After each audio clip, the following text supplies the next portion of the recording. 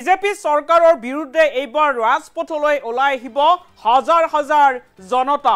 খিলঞ্জীয়াৰ প্ৰতিবাদত এইবাৰ কঁপি উঠিব দিছপুৰ। 15 অক্টোবৰৰ পৰা এতিয়া উজনি অসম কঁপাবলৈ সাজু হৈছে আটাচু। 6 জনগোষ্ঠী জনজাতিকৰণ নকৰা পৰ্যন্ত ধাৰাবাহিকভাৱে এতিয়া আটাচুৱে ঘোষণা কৰিছে আন্দোলনৰ কাৰ্যসূচী। জনাইছো এটা ব্ৰেকিং নিউজ। বিজেপি চৰকাৰৰ বিৰুদ্ধে ৰাজপথলৈ হাজাৰ হাজাৰ জনতা। খিলঞ্জীয়াৰ প্ৰতিবাদত এইবাৰ কঁপিব দিছপুৰ। 15 অক্টোবৰৰ পৰা উজনি অসম কঁপাবলৈ সাজু হৈছে আটাচু। এটা গুৰুত্বপূৰ্ণ খবৰ। 6 জনগোষ্ঠীৰ জনজাতিকৰণৰ দাবীৰে ধাৰাবাহিক আন্দোলনৰ কাৰ্যসূচী। 6 জনগোষ্ঠীৰ জনজাতিকৰণ নিদিলে অসমতেই খিলঞ্জীয়া ভগনীয়া হ'ব বুলি মন্তব্য কৰিছে আটাচুৱে। আটাচুৰ নেতৃত্বত কত কেতিয়া হ'ব প্ৰতিবাদী কাৰ্যসূচী, ধাৰাবাহিক কাৰ্যসূচী ঘোষণা কৰিছে আটাচুৱে। 15 অক্টোবৰত মামৰাত জোৰ সমদল হ'ব। আটাচুৰ নেতৃত্বত 15 অক্টোবৰৰ পৰা আৰম্ভ হ'ব প্ৰতিবাদী কাৰ্যসূচী। 16 অক্টোবৰত জোৰ সমদল হ'ব হাপেঘাটিত অক্টোবৰ মাহৰ 16 তাৰিখে হ'ব জোৰ সমদল। 17 অক্টোবৰত চিলাপথাৰত হ'ব গণসমাৱেশ। জনজাতিকৰণৰ দাবীৰে 17 অক্টোবৰত চিলাপথাৰত গণসমাৱেশ অনুষ্ঠিত হ'ব। 19 অক্টোবৰত ধেমাজিত পুনৰ জোৰ সমদল কৰিব আটাচুৱে। 20 অক্টোবৰত সোণাৰীত আৰু 3 নৱেম্বৰত গোলাঘাটত হ'ব প্ৰতিবাদী সমদল। 16 নৱেম্বৰত শিৱসাগৰত আটাচুৰ নেতৃত্বত বৃহৎ জোৰ সমদল হ'ব। এটা গুৰুত্বপূৰ্ণ খবৰ। বিজেপি চৰকাৰৰ বিৰুদ্ধে এতিয়া খিলঞ্জীয়া ওলাই আহিব। সংবাদমেলযোগে ঘোষণা কৰিছে আটাচুৰ সভাপতি বসন্ত গগৈয়ে। জনজাতিকৰণ নিদিয়া পৰ্যন্ত ধাৰাবাহিকভাৱে বিজেপি চৰকাৰখনৰ বিৰুদ্ধে প্ৰতিবাদ সাব্যস্ত কৰা হ'ব। 15 অক্টোবৰৰ পৰা আটাচুৰ নেতৃত্বত ধাৰাবাহিকভাৱে প্ৰতিবাদী কাৰ্যসূচী ৰূপায়ণ কৰা হ'ব। অৰ্থাৎ খিলঞ্জীয়াৰ প্ৰতিবাদত এইবাৰ কঁপি উঠিব দিছপুৰ। 15 অক্টোবৰৰ পৰা ধাৰাবাহিকভাৱে উজনি অসমত প্ৰতিবাদী কাৰ্যসূচী ৰূপায়ণ কৰা হ'ব। 6 জনগোষ্ঠীক জনজাতিকৰণ নিদিলে অসমতে খিলঞ্জীয়া ভগনীয়া হ'ব। আৰু যেতিয়ালৈকে 6 জনগোষ্ঠীক জনজাতিকৰণৰ মৰ্যাদা দিয়া নহয় তেতিয়ালৈকে ধাৰাবাহিকভাৱে প্ৰতিবাদী কাৰ্যসূচী ৰূপায়ণ কৰা হ'ব বুলি এইবাৰ আটাচুৰ ফালৰ পৰা মন্তব্য কৰা হৈছে। সংবাদমেলযোগে আজি হুংকাৰ প্ৰদান কৰিছে আটাচুৰ সভাপতি বসন্ত গগৈয়ে। যদিহে 6 জনগোষ্ঠীক জনজাতিকৰণৰ মৰ্যাদা নিদিয়ে তেনেহ'লে অসমতেই খিলঞ্জীয়া ভগনীয়া হ'ব বুলি মন্তব্য কৰা হৈছে।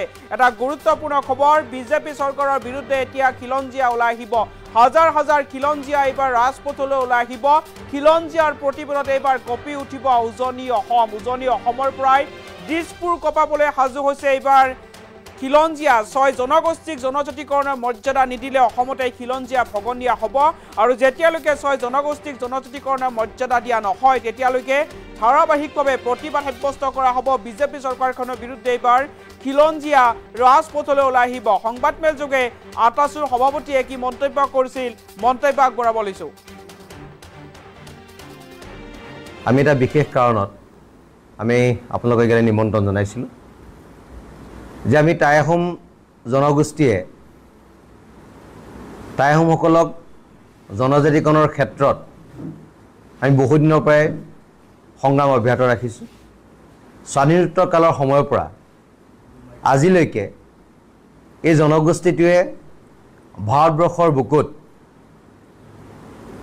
স্বাধীনভাৱে সংবিধানৰ অধিকাৰ ভোগ কৰি জীয়াই থকাৰ কাৰণে আমি প্ৰয়াস কৰি আহিছোঁ। আৰু বহু সময়ত আমাক নিষ্পেষিত আৰু নিপীড়িত ঠাইত ৰাখি ৰাজনৈতিকভাৱে বিভিন্ন ক্ষেত্ৰত আমাক বঞ্চিত কৰা হৈছে। অৰ্থনৈতিকভাৱে জনগোষ্ঠীৰ শোষণ কৰা হৈছে। সাংস্কৃতিকভাৱে আমাক আক্ৰমণ কৰা হৈছে। আৰু বিভিন্ন ক্ষেত্ৰত আমি জীয়াই থকাৰ তাৰণাত আমি সংগ্ৰাম অব্যাহত ৰাখিবলগীয়া হৈছে।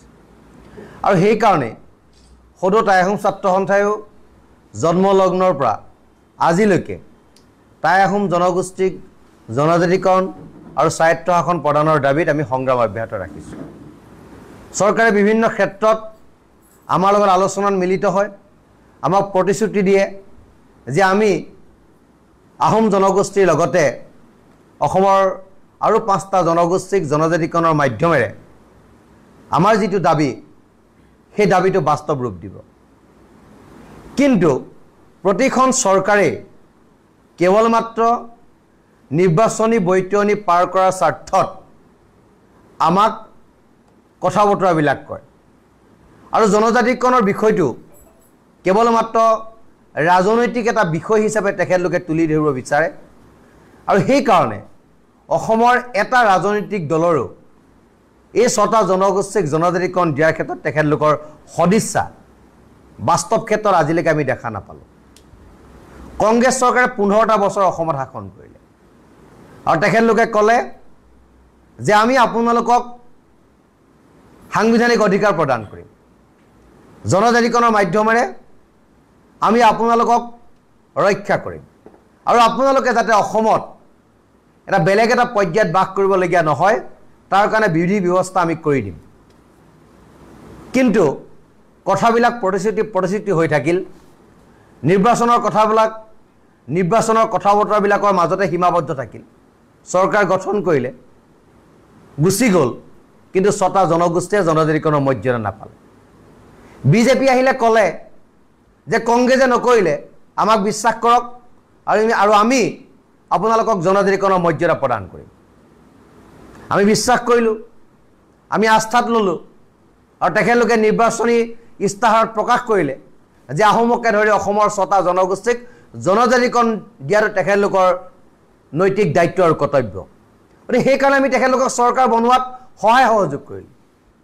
ভাবিলোঁ যে বিজেপি দল আৰু চৰকাৰে অসমৰ 6টা জনগোষ্ঠীক জনজাতিকৰণৰ মাধ্যমেৰে অসম আৰু অসমীয়াৰ ভৱিষ্যতটো সুনিশ্চিত কৰিব আৰু আমাৰ সকলো অধিকাৰ খিলঞ্জীয়া থলগিৰি ৰাইজৰ ওচৰত থকাৰ কাৰণে তেখেতলোকে সৰ্বতো প্ৰকাৰে প্ৰয়াস কৰিব কিন্তু এই চৰকাৰো একেই বান্দৰ নাচ নাছিলে আৰু একেই চতুৱালীৰ মাজত আমাক ৰখাব বিচাৰিলে কিন্তু সেই চতুৱালী বহুত হৈ গ'ল আমাৰ 2019 চনত আমাৰ বিলখন ৰাজ্যসভাত উঠিল পাছ নহ'ল কিয় নহ'ল চৰকাৰে আমাক নজনায় আৰু তেখেতলোকে ক'ব বিচাৰে যে অসমৰ 6টা জনগোষ্ঠীক জনজাতিকৰণ কৰিলে এক্সিষ্টিং যিবিলাক ট্ৰাইবেল আছে তেখেতলোকে আমাক বাধা আৰোপ কৰিব তেনেকুৱা পৰিৱেশ অসমত হোৱা নাই নহয় অসমৰ যিবিলাক মানুহ আছে যিবিলাক থলগিৰি খিলঞ্জীয়া ৰাইজ আছে সকলোৱে অসমখন সুৰক্ষিত হোৱাটো বিচাৰে অসমৰ উঠি অহা নৱপ্ৰজন্মৰ ভৱিষ্যত সুৰক্ষিত হোৱাটো বিচাৰে আৰু অসমৰ প্ৰতিটো সম্পদ প্ৰতিটো বায়'ডাইভাৰ্চিটিৰ ওপৰত থলগিৰি খিলঞ্জীয়া ৰাইজৰ অধিকাৰ থকাটো বিচাৰে সেইকাৰণে কোনোৱেও অসমৰ 6টা জনগোষ্ঠীক জনজাতিকৰণ কৰাৰ ক্ষেত্ৰত বাধা আৰোপ নকৰে কিন্তু কেইজনমান ব্যক্তিয়ে কেৱল মাত্ৰ ৰাজনৈতিক চতুৱালীৰ মাজত বন্দী হৈ চৰকাৰৰ স্প'ক্সমেন হিচাপে কাম কৰি এই কথাটো বাধা আৰোপ কৰিব বিচাৰে গতিকে সেই কথাবিলাকত আমি গুৰুত্ব আৰোপ নকৰোঁ সেই কথাবিলাক আমি ৰাজনৈতিক কথা বতৰা বুলি আমি এৰি দিওঁ কিন্তু 6টা জনগোষ্ঠীক যদি জনজাতিকৰণ নকৰে আহোমকে ধৰি মৰাণ মটক চুতীয়া কোচ চাহ জনজাতি ৰাইজক যদি প্ৰতাৰণা কৰে প্ৰবঞ্চনা কৰে তেতিয়াহ'লে অসম অসমীয়া হাতত নাথাকিব সেই কথাটো আজি আপোনালোকৰ মাধ্যমেদি মই অসমৰ সৰ্বত্ৰ জনসাধাৰণক এই কথা জনাব বিচাৰিছোঁ যে অসমৰ অৱস্থা বেয়া আগ্ৰাসী মনোভাৱেৰে অসমৰ ভাষা কৃষ্টি সংস্কৃতি ভূমিৰ ওপৰত আক্ৰমণ কৰা হৈছে জীৱন জীৱিকাৰ ওপৰত আক্ৰমণ কৰা হৈছে মানুহক পেটে মৰাৰ ষড়যন্ত্ৰ ৰচনা কৰা হৈছে গতিকে এই পৰিপ্ৰেক্ষিতত যদি অসমৰ 6টা জনগোষ্ঠীক জনজাতিকৰণৰ ব্যৱস্থাৰে সাংবিধানিক অধিকাৰ প্ৰদান কৰা নহয় তেতিয়াহ'লে খিলঞ্জীয়া ৰাইজ অসমত ভগনীয়া হ'ব আৰু ছেকেণ্ড ক্লাছ চিটিজেনলৈ পৰ্যবেক্ষিত হ'ব আৰু আমাক শাসন কৰা মানুহবিলাক বহিৰাগত মানুহ হ'ব আৰু অসমীয়া মূল জনগোষ্ঠীৰ মানুহ নহ'ব গতিকে এই কথাটো অসমৰ ৰাইজে বুজিবতো ভাল আৰু সেইকাৰণে আমি অসমৰ 6টা জনগোষ্ঠীক জনজাতিকৰণৰ মাধ্যমেৰে এই বিষয়টোৰ সমাপ্ত হোৱাটো বিচাৰিছোঁ আৰু চৰকাৰে এই কামটো কৰা নাই তাৰ কাৰণে আমি সদৌ তাইহং ছাত্ৰ সন্থাই চৰকাৰৰ এই নীতিৰ বিৰুদ্ধে আমি এক প্ৰতিবাদী কাৰ্যসূচী হাতত ল'ব বিচাৰিছোঁ আৰু এই প্ৰতিবাদী কাৰ্যসূচীকেইটা মই আপোনালোকক জনাব বিচাৰিছোঁ যে অহা অক্টোবৰ মাহত চৰাইদেউ জিলাত আমাৰ যুৱ সমদলৰ কাৰ্যসূচী হ'ব 15 অক্টোবৰত মাহমৰাত 16 অক্টোবৰত সাপেখাতি আৰু 20 অক্টোবৰত সোণাৰী সদৰত আমাৰ যুৱ সমদল কাৰ্যসূচী হ'ব আৰু 17 অক্টোবৰত চিলাপথাৰত গণসমাৱেশ হ'ব আৰু 19 অক্টোবৰত ধেমাজিৰ সদৰত যুৱ সমদলৰ কাৰ্যসূচী আমি ৰৈছোঁ গোলাঘাটত 3 নৱেম্বৰ দিনা আমি প্ৰতিবাদী কাৰ্যসূচী লৈছোঁ আৰু শিৱসাগৰত 16 নৱেম্বৰ দিনা ঐতিহাসিক তলাতল ঘৰৰ পৰা শিৱসাগৰ নগৰলৈ এটা বৃহৎ যুৱ সমদলৰ কাৰ্যসূচী আমি লৈছোঁ আৰু ক্ৰমান্বয়ে ডিব্ৰুগড় তিনিচুকীয়া যোৰহাটতো ইয়াৰ পিছত কাৰ্যসূচী লোৱা হ'ব আৰু এইটো চৰকাৰক এটা সকিয়নি যে চৰকাৰে যদি আমাৰ দাবীৰ প্ৰতি সহমত পোষণ নকৰে আমাৰ সাংবিধানিক অধিকাৰ যদি আমাক প্ৰদান নকৰে ইয়াৰ পিছৰ পৰ্যায়ত যি আন্দোলন হ'ব সেই আন্দোলন অতি ভয়াৱহ হ'ব আৰু সেই ভয়াৱহ আন্দোলনত যি ক্ষয়ক্ষতি হ'ব তাৰ কাৰণে টাই আহোম ছাত্ৰ সন্থা বা টাই আহোম জনগোষ্ঠীৰ লোকসকল জগৰীয়া নহ'ব ই সম্পূৰ্ণৰূপে চৰকাৰ জগৰীয়া হ'ব আৰু প্ৰশাসন যন্ত্ৰ জগৰীয়া হ'ব কাৰণ চৰকাৰে আমাক কৈছিল যে আমি আপোনালোকক জনজাতিকৰণৰ মৰ্যাদা প্ৰদান কৰিম আপোনালোকে আমাক ভোট দিয়ক আমাক ৰাজপথত বহক আপোনালোকক আমি ন্যায় দিম গতিকে ন্যায় তেখেতলোকে দিয়া নাই আমাক প্ৰতাৰণা কৰিছে আমাক প্ৰবঞ্চনা কৰিছে আমাক ঠগিছে মিথ্যাচাৰৰ আশ্ৰয় লৈছে তাৰ কাৰণে প্ৰতিবাদ হ'ব আৰু জংগী প্ৰতিবাদ হ'ব